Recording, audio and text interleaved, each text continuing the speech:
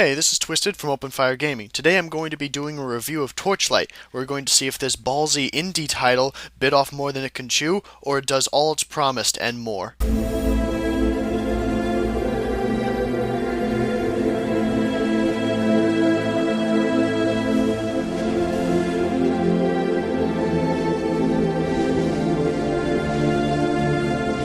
Torchlight's story really isn't that complicated.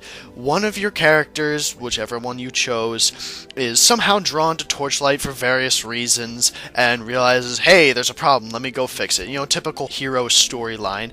Then, along the way, some more problems happen and you become infused with Ember power. Ember is this kind of magical rock that powers like all the magical abilities and such, and thus it's kind of like an important thing, and you get corrupted by it, which makes you insanely powerful and thus allows you to use all of your skills, but you're slowly like dying from it.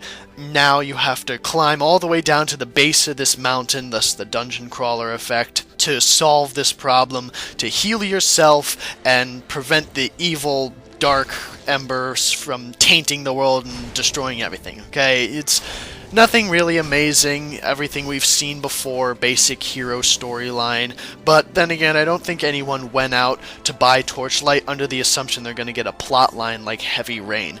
So I don't think the story is really weighted very well in this game, but it doesn't pertain so much to the gameplay, so it can be easily forgotten, especially considering the only point in the game in which you receive most of the plot is when you're going in between dungeons. You receive excerpts from another traveler's journal as he travels through the mountain. So the storyline is quickly forgotten, and I guarantee the last thing on your mind is, wait, what am I doing here? The concept of Torchlight is your basic dungeon crawler. Start at the top, work your way down, beat the game. Okay? You have simple class system, 3 different classes. Each class has a skill, 3 different skill trees.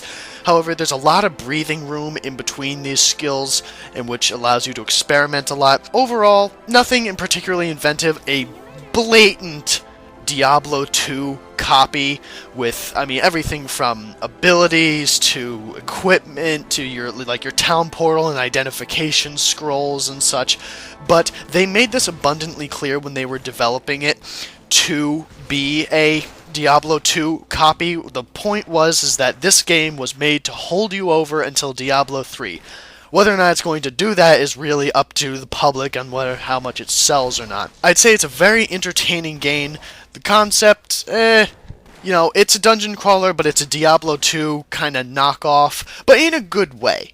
Immediately you notice about Torchlight is its cartoony, kind of animated graphics. Now normally, as kind of a more realism guy, I don't like this in games. I feel it kind of detracts away from it, makes things feel kind of like stupid and action-y and, you know, just kind of not fun in general. But in Torchlight, it works very well because it has that nice fantasy vibe to it, and it makes the environments more lush and just better looking. I mean, you're gonna see here, you've got all of your different dungeon crawler areas that you go through: swamps, tombs, dark castles, caves, mines, all of that. But all of these things are done with this like kind of fantasy vibe, and they look pretty cool from it. I mean, like you're going to see here, this dark palace that the alchemist is running through looks pretty nice despite having, you know, like arbitrary shapes and, you know, generally just kind of like that cartoony vibe, but it works for the game. As far as like problems, the only problem I see is that the character meshes are a little angular and kind of like they could have been done a little better. Obviously, the characters, their way they're built is to accentuate their, you know, what they're good at. The Destroyer is obviously very upper body built, huge arms and such. The Vanquishers, you know, kind of like middle of the range, tall, sleek, you know, just ranged class. Alchemist kind of got like the wild hair, he's got a longer neck, he wears like a collar sort of thing. So, you know, kind of basic character design, nothing particularly amazing, but overall, not bad. Your pet's character meshes could have been done a lot better. They're very kind of like triangular and just They could have been done a little better, but overall the graphics aren't too bad. However, all of your abilities and the ability particle effects and the lights and the special effects are all done very nicely. They're very beautiful to look at, and it's a lot of fun when you're firing off a bunch of area attacks into a cluster of enemies and seeing explosions of like poison and fire and lightning sparking off, and those look very nice. The combat is very beautiful and it's very fun to watch. The enemies, although being cartoony, fit their style and their view, and it's just very nice overall. I mean, the enemies and your abilities are probably some of the best looking things in the whole game. And honestly, that's the thing you're going to be paying attention to the most. The gameplay of Torchlight is the most entertaining aspect of it.